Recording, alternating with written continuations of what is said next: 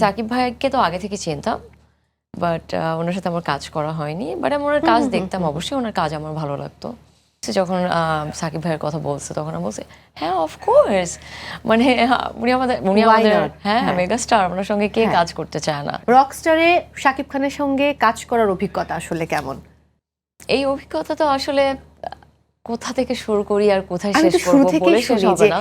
শুরুতে কিভাবে প্রথমে প্রপোজালটা এলো যে তোমাকে আমরা বড় পর্দায় চাই? কারণ এর আগে তুমি কিন্তু ওয়েব সিরিজেও অভিনয় করেছো, কিন্তু বড় পর্দায় এটাই বড় পর্দায় এটা আমার ফার্স্ট ডেবিউ বাংলাদেশে। তো আমি সাকিব ভাইকে তো আগে থেকে চিনতাম, বাট ওনার সাথে আমার কাজ করা হয়নি। বাট আমি ওনার কাজ দেখতাম, অবশ্যই ওনার কাজ আমার ভালো লাগতো। পরে আমাকে যখন মুভিটা থেকে ডাক দিল, তো আমি তো ফার্স্ট জিজ্ঞাসা করেছি, আমাকে রুশো অ্যাকচুয়ালি সিলেক্ট করেছে। হ্যাঁ, আমার ডিরেক্টর আজমান রুশো।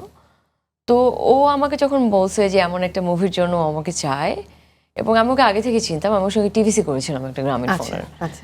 তো তখন আমি গিয়েছি, আমি জিজ্ঞাসা করছি কার সাথে, মানে আমি জিজ্ঞাসা করি, বলছে যে না তুমি আসো, আমি তোমাকে বলবো।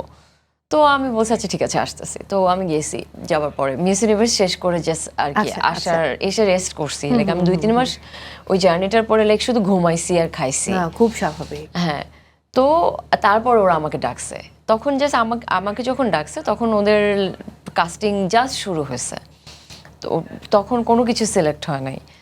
তো তখন আমি জিজ্ঞাসা করছি, যখন সাকিব ভাইয়ের কথা বলছে তখন আমি বলছি হ্যাঁ অফকোর্স, মানে উনি আমাদের হ্যাঁ মেগা স্টার, ওনার সঙ্গে কে কাজ করতে চায় না। এক্স্যাক্টলি। আর যেহেতু আমার অ্যাক্টিং করার প্ল্যান ছিল, তো আমি বলেছি যে অফকোর্স মানে at least I want to try.